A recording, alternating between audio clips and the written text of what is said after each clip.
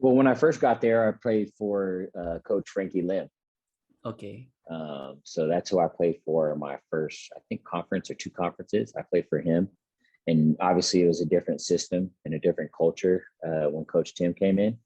But it was great playing for Coach Frankie Lim. I liked him a lot. He's a great guy off the court, and on the court, he demands a lot. Mm-hmm. But for me, the biggest thing, obviously, everybody knows that Coach Tim creates a family culture and a business like approach to the game, right? But for me, it's the fans. You know, the fan love that you get and how much they truly care, and you see how it affects them when you don't win.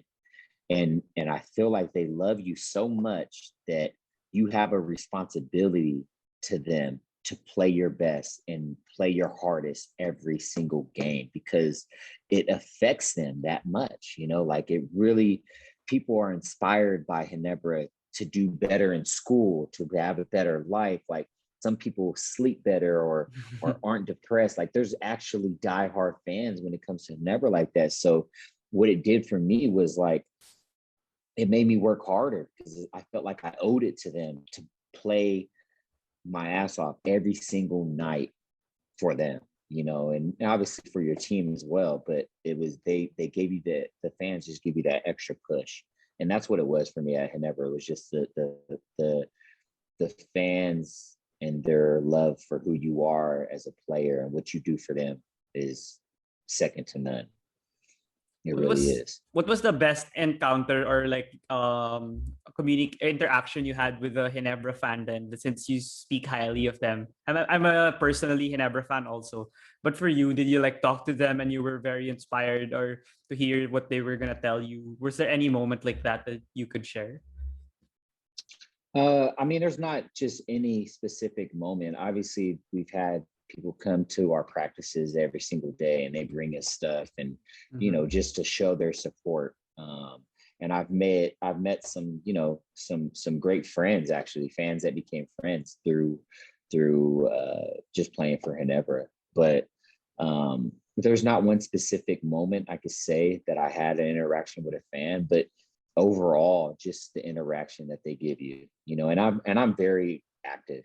You can ask anybody, any other fans, like I love to reply to people that come and support me. If they tweet me, I'm going to try and go through every single message on my DMs Mm-hmm. on Instagram. When we Yeah. won the championship, I try to respond to every single one that said congrats. I try to Yeah.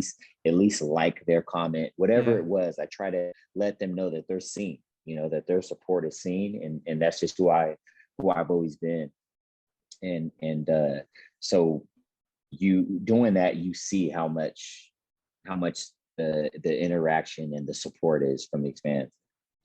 Yeah, that's what also impressed me as like when I was like checking, what team will I cheer for. It's more of that's what I liked about the Ginebra fans. They're very passionate.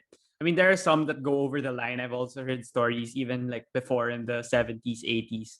But in general, the passion that they have for Ginebra is really amazing. That's why I also am like that. And there are a lot of stories, yeah, fans, even like women that don't, I mean, women are like, most of the fans are like men, but the women also. When I think one of the guests in 2OT, the podcast of Magoo and Carlo, one of the guests there during fan night, he was like a diehard Ginebra fan, and she just wanted to talk about Ginebra in their podcast. And I really love the stuff she said about the whole team, and I that's why I'm never gonna like change teams in the PBA. Yeah, yeah, that's awesome, man. Yeah. You guys are just super invested, and Mhm. that's great.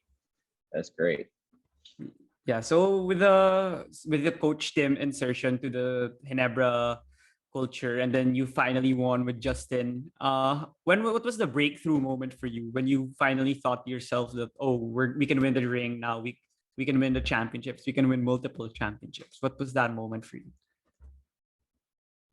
Um, for me, you know, when we the first one, once you get that first one, you see what it takes, right? You see like what it takes and the formula that Coach Tim kind of puts in front of us, and you know that's with his philosophy and his culture that he creates with the team. and it just rubs off, and you start to see guys buy into that.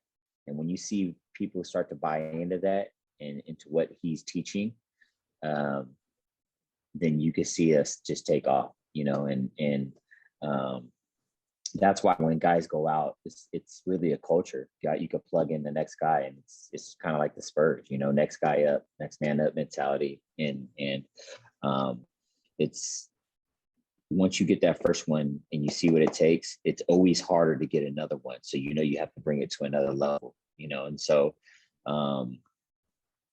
that after that first one, I started to see that if we just kind of kept our team together and guys kept buying into what we were doing, and that was, all 5 guys working together, that there wasn't just one man on the team, and, buying into that on both ends of the floor, offensively and defensively. You saw that was just something that could win multiple championships. And that was Coach Tim's message from day one. He's not here. He wasn't there to win one championship. He's there to win multiple championships. And that's just what we bought into. Yeah. Was that also one of the reasons why you became a defensive stopper, and like the finals against Meralco, you guard Alan Durham, and even in the previous series, like semis and quarterfinals, you usually guard one of the best scorers of the opposing team, which wasn't really your main role earlier in your career. Was it more of Coach Tim, because you said it's infectious, like when he imparts his system and what he wants from you guys? Yeah, absolutely. I was looking for ways for me to stay on the court, and we had so many great scorers. And so I felt like my role in order to be on the court, and Coach Tim came up to me. He literally came up to me one day and was like, hey, what you possess offensively, which is strength, speed, and quickness, the combination, that could be used on the defensive end to be the best defender in the league. And so I just kind of took pride in that, and being an elite defender, and wanted to take on the challenge of being a shutdown guy, of taking on whoever the best player was, whether it was Elijah Millsap, the imports, or whatever it was. Yeah. I took on that challenge, and I wanted to be the best at it, and I've always been that way. Whatever I'm doing, I want to be the best in it. And so I took that mentality of wanting to be an elite defender, because Coach Tim believed in me that I could do that, and show him that he was right. And so I bought into his philosophies and what he wanted out of me, and we handled it.